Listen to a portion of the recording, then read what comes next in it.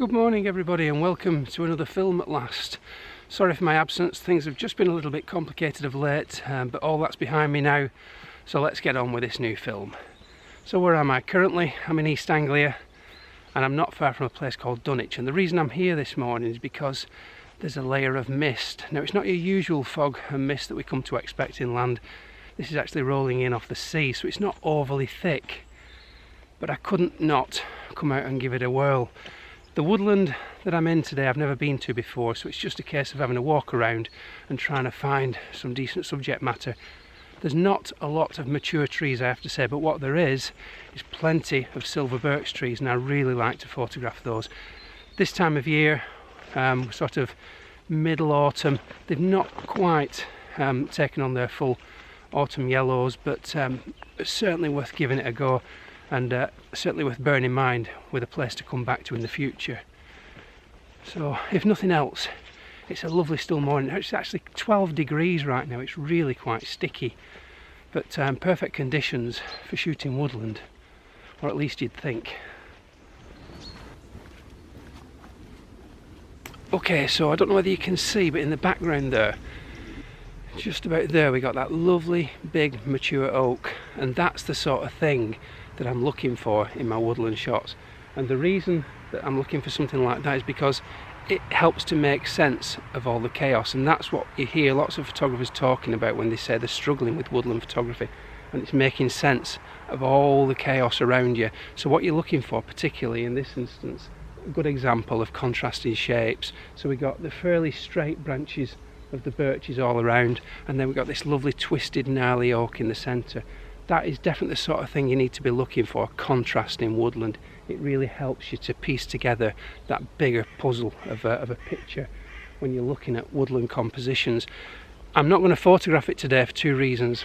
The first reason is that there's no fog in there, it's just not helping to help it stand out from its surroundings. It's just going to look cluttered with the rest of the trees. But the other problem is we've got a fence line. We've got to respect the landowners, we can't just go crossing fences willy-nilly. But I would say if there's a tree like that in there, there's got to be a tree like that in there, so just got to go and find it. Now one of the better places to photograph in woodland is actually in the clearings. I'm just going to show you an illustration of that, because once you get out of the dense shade, where you get the clearings, especially if you're using a longer lens, the mist starts to look as though there's more of it because you're looking over a greater distance. If you use a longer lens, look at the three little silver birch trees on the right hand side there. They're quite nice. I mean, the path isn't particularly photogenic, but you can see how that little bit of distance has helped to create a more pleasing look than what you get when you're in the thicker dense woodland. It's harder to achieve, so clearings are often quite useful. But obviously you've still got to find the composition in the first place. So I think potentially I've found a shot. I am going to get the camera out and I'm going to have a look at it.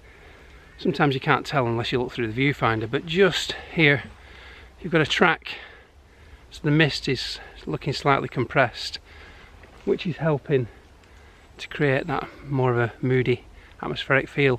But I quite like the line of trees as they go down the pathway there. What I'm going to be careful not to do is to include too much of the foreground, so it's a fairly longish shot I'm going to do. But I just like the way that the trees are overhanging all the bracken, and the bracken's turning different colours. I think there might just well be a shot there, so I'll get the camera out and have a quick look.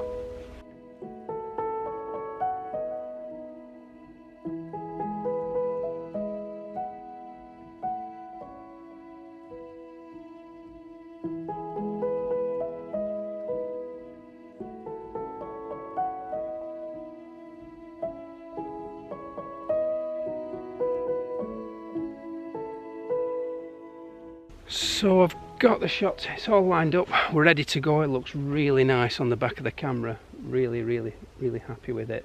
What I've done in terms of composition is I have made it so the pathway is just sat on the left hand third. These whippy thin young birches on the left hand side, I'm not including too many of them because they're not overly attractive. I've just added enough of them to help frame the image. There's one or two nice branches just coming over from them which I wanted to include. The main feature is the pathway, which takes your eye all the way to the clearing at the end there, and it's framed lovely by the old oak trees that are growing over the pathway. And like I say, you've got all the colour of the bracken that just takes you right into the frame. I may well crop just a little bit off the bottom if I feel that the path in the foreground is a bit too obtrusive. In terms of settings, I've gone for f8. The reason I've gone for f8 and not something smaller like an f16 or 22 is because I want to emphasise that foggy atmospheric look. And with a shallower depth of field, you tend to get the depth of focus falling off more, so it emphasises the fog. It makes it look like it's foggy than it actually is, so it brings out more atmosphere. I'm underexposing the shot ever so slightly. On the histogram I've still got plenty to play with. I just prefer that darker, more atmospheric look. I'm going to take that now, 100 ISO. Looks really nice. That would look good on a wall, I'm sure of it, but sometimes you never quite know until you get it back. But it looks really nice on the back of the camera. 2-second timer for a lock up. Not a bad start to the film.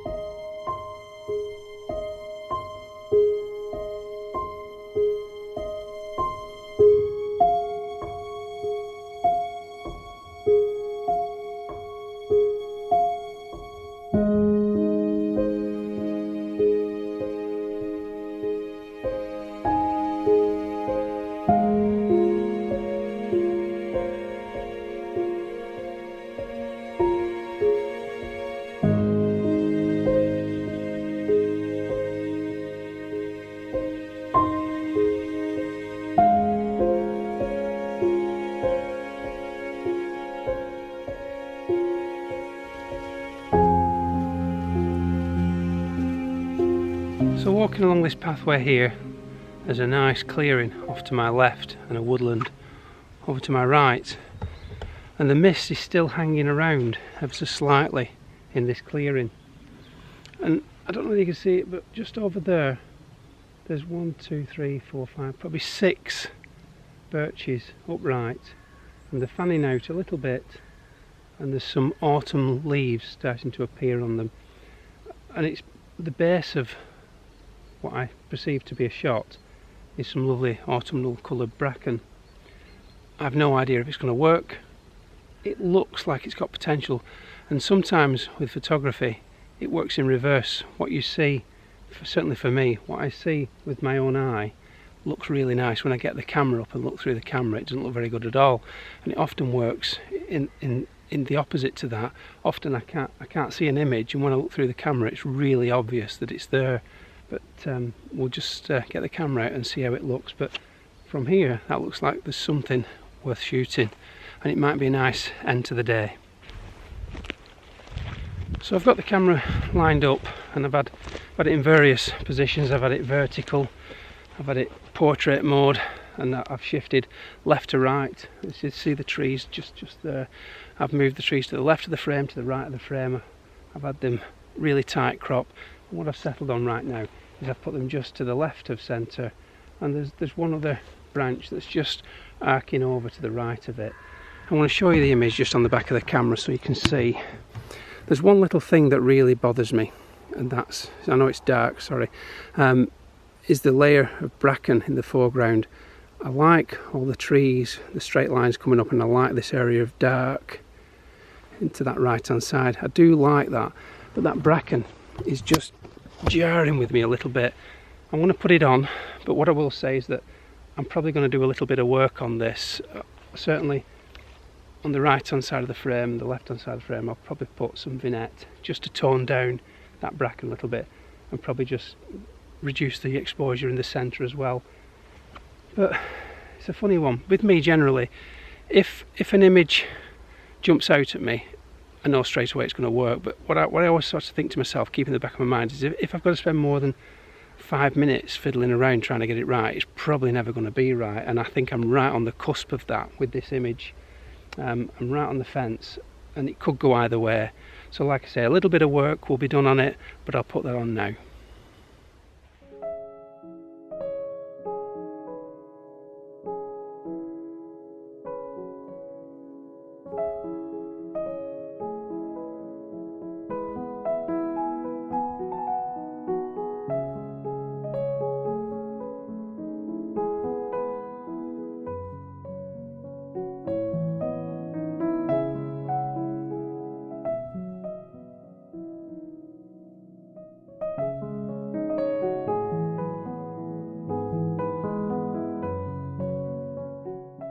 I'm going to leave it there. I'm going to call it a day. I've been in the woods now for about 4 hours in total and really enjoyed my time. I haven't found a huge amount of subject matter, but that doesn't mean to say that it doesn't exist.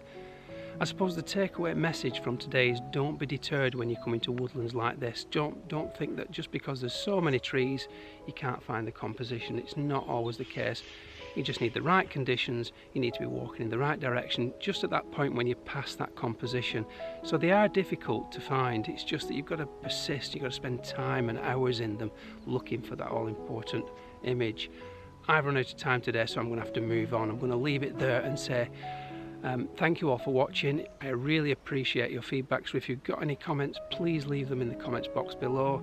If you're not already subscribed, please subscribe and ring that bell for those all important notifications for every time I upload a new film. So until next time, bye for now.